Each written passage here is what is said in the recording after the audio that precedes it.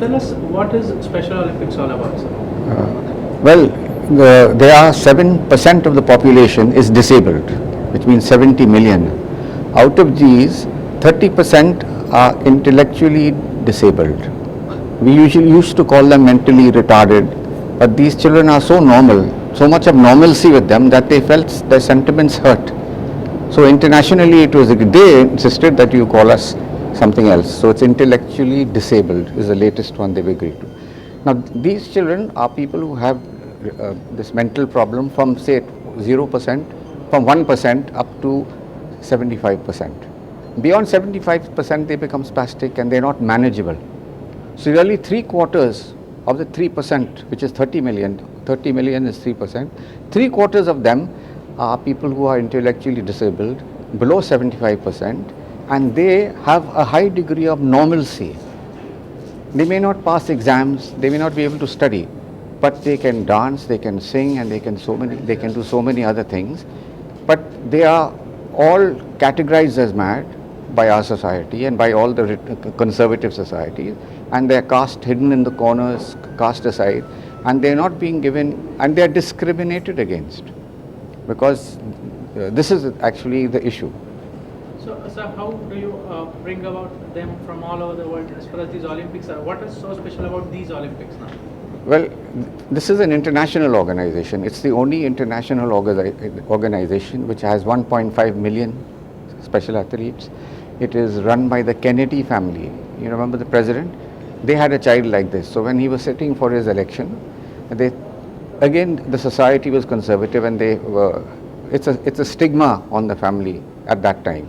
So they brought it out in the open and they started this movement. And their philosophy is that these children, if they're given opportunities to participate in sports competition, they'll be able to build up their courage, increase their normalcy, and then be able to be accepted and integrated into our society. So really like you run school, what do? You don't just study. You carry out extracurricular activities, you play games, you participate in cultural activities and so many other things that you do. And you do it to get a broad-based education and overall development of your body, heart and soul. So we are only saying that since you can't keep them in school, at least we can give them the other things, the other opportunities, which is what we are doing. The second issue here is that they have scientifically found that the normalcy, if you give people opportunities like this, they get more confident, they build up courage, and other characteristics like this, which takes them into a better level where they are, and then make them more acceptable to society. Because these people are not running around the streets in any mad way. They just keep quiet, and quietly whatever is given to them, they take it as a part of their right. So primarily, which are the sports that Special Olympics looks at, and how do you see India in all these activities? Well, I'll explain to you. We had the World Games 3 times.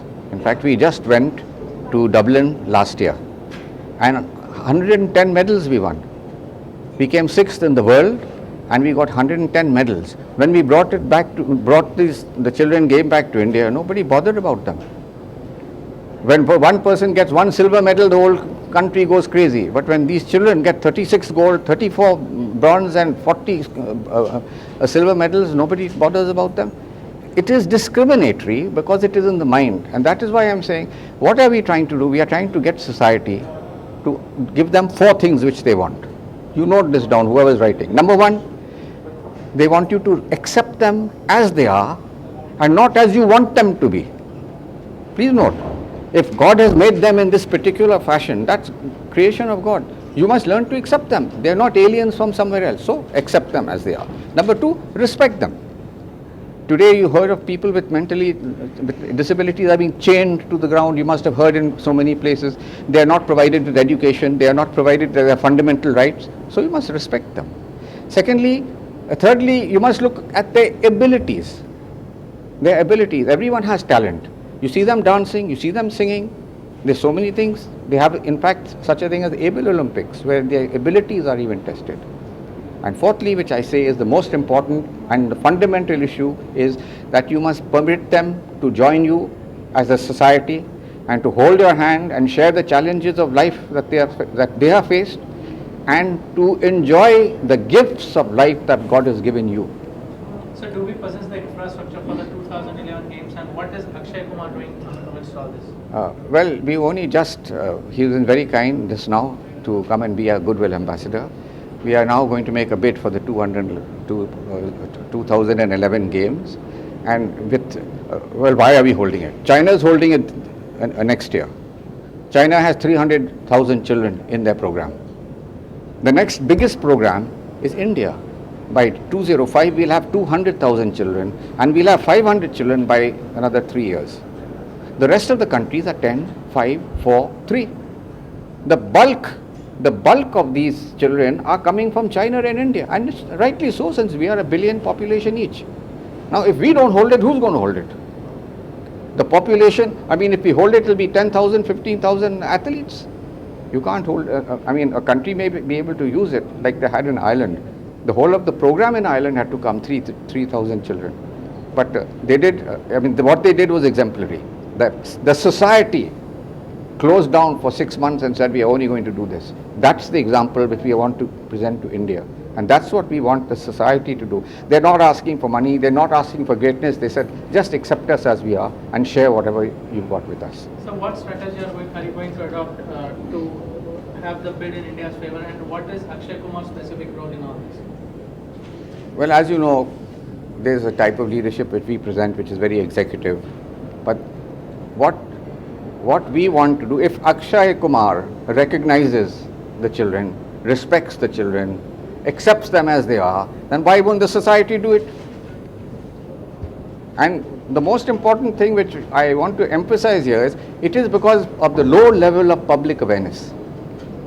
And that's why we called you here. Who is going to make the public aware? I can't go to 1 billion people from time to time. You have to do it. That's why you're here. And by doing this, you're not only doing service to our country, to the children, and to God, because these are God's children, as we say, and He's putting society on test. That these children are here, nobody knows how they've come and why they've come. But let's see what your society does about it. That's what I want you to give this message. Okay? Thank you.